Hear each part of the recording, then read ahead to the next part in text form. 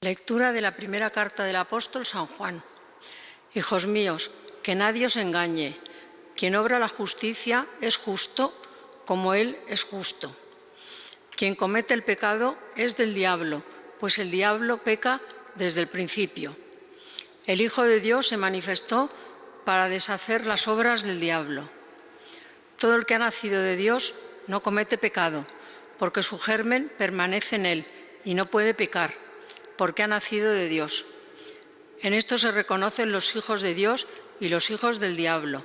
Todo el que no obra la justicia no es de Dios, ni tampoco el que no ama a su hermano. Palabra de Dios. Los confines de la tierra han contemplado la salvación de nuestro Dios, todos. La tierra han contemplado la salvación de nuestro Dios. Cantad al Señor un cántico nuevo, porque ha hecho maravillas. Su diestra le ha dado la victoria, su santo brazo.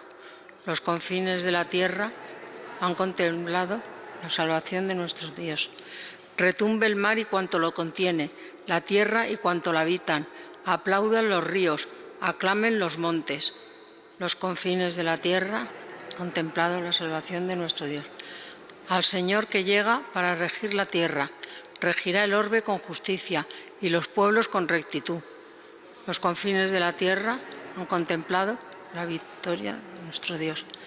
Aleluya, aleluya, aleluya. En muchas ocasiones habló Dios antiguamente a los padres por los profetas. En esta etapa final nos ha hablado por el Hijo. Aleluya, aleluya, aleluya.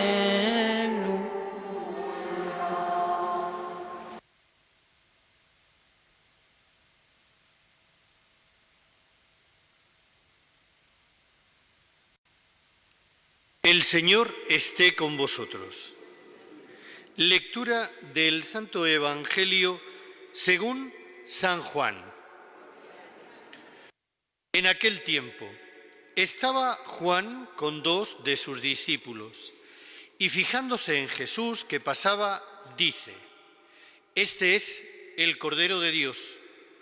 Los 2 discípulos oyeron sus palabras y siguieron a Jesús.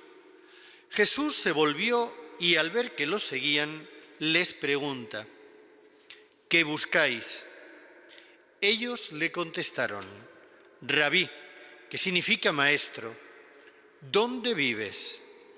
Él les dijo: «Venid y veréis». Entonces fueron y vieron dónde vivía y se quedaron con él aquel día. Era como la hora 10. Andrés, hermano de Simón Pedro, era uno de los 2 que oyeron a Juan y siguieron a Jesús. Encuentra primero a su hermano Simón y le dice: «Hemos encontrado al Mesías», que significa Cristo, y lo llevó a Jesús. Jesús se le quedó mirando y le dijo: «Tú eres Simón, el hijo de Juan. Tú te llamarás Cefas», que se traduce Pedro. Palabra del Señor.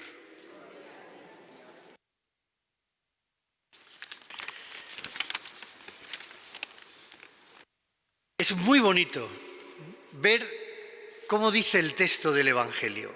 Jesús se volvió y al ver que lo seguían, les pregunta: «¿Qué buscan? ¿Qué buscáis?». Fíjense que las primeras palabras de Jesús que registra el Evangelio de Juan lo hacen en forma de pregunta. Y sin duda esta es la gran pedagogía de este Jesús, del Señor, que parece olvidarse de sí mismo para poner a esos 2 que le van siguiendo en primer plano. Es como decirles: «Tú eres el primero, no soy yo, tú eres lo primero». Y a mí me hace pensar y sentir que el verdadero amor siempre te pone antes que el yo. Pone al otro antes que el posesivo, que el yo. Si recuerdan, hay una pregunta muy similar. Esta fue una mañana de Pascua, justo en el momento de aquel jardín de Jerusalén. María Magdalena estará llorando, convirtiendo todas sus lágrimas en plegarias. Y la pregunta de Jesús será la misma: ¿a quién buscas? Y la primera palabra de Jesús histórico y la primera palabra del Jesús resucitado son idénticas. ¿Qué buscas? Le he leído a algún espiritual italiano que el Señor es el maestro de la existencia, que nunca se impone, que no le interesa sorprender ni deslumbrar, sino que su pasión era acercarse, estar al lado. Ralentiza su paso para convertirse en el compañero de viaje de cada uno y le toca el corazón de aquel que busca, de aquel que está buscando. Recuerden aquel pasaje también de Emaús, que iban los dos de camino desanimados y se pone a su lado, a su ritmo. Y ahí aparece de nuevo esa pregunta que hoy, en plena Navidad, el Evangelio nos hace. ¿Qué estás buscando? Esa es la pregunta que nos tendríamos que hacer todos hoy y que hoy tendría que abrir de alguna manera nuestra inteligencia y nuestra cultura o nuestras habilidades para, como los discípulos de Juan, saber si realmente estamos buscando al Cordero de Dios. Fíjense que el Señor no les va a cuestionar la teología a ninguno. Siempre que pregunta, pregunta en la humanidad. ¿Cuántas personas en su dolor, en su enfermedad, en la muerte, se preguntan y se tienen que preguntar? Y el Señor al lado, justamente al lado. Por eso es una pregunta que todos deberíamos responder. Todos, aquellos que se creen con cultura y los ignorantes, laicos y religiosos, justos y pecadores. ¿Qué buscáis? ¿Qué buscas? Y ponernos delante del Maestro del corazón, porque ahí las preguntas se responden de otra manera, porque el Señor va al tejido más profundo de nuestra existencia.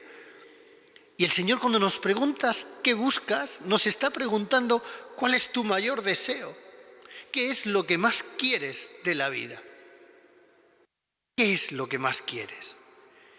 Y Jesús, ese exégeta, ese pedagogo, nos dice: tienen que tener hambre de Dios, hambre del cielo. Aquellos dos discípulos siguieron a Jesús porque Juan les indica: es el Cordero de Dios. Y no se quedaron en su encogimiento, ni se quedaron en su preocupación, ni se quedaron en su dolor, salieron detrás. Casi que tuvieron que morder para poder conocer.